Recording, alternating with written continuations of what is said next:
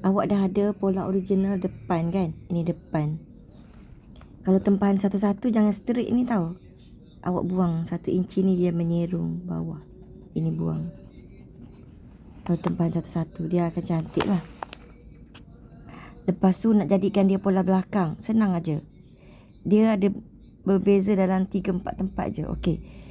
Ni awak tendang keluar 3.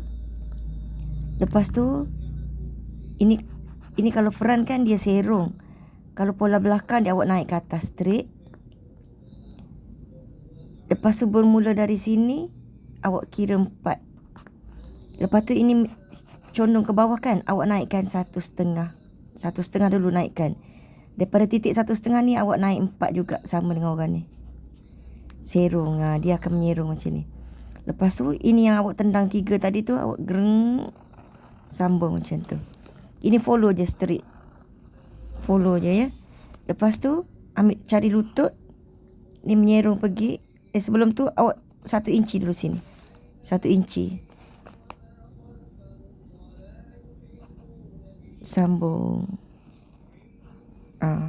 Dah. Ini dapat cawat. Ini yang kita campur 4 ni untuk apa ni sebenarnya? Ni untuk getah ni, lipatan getah.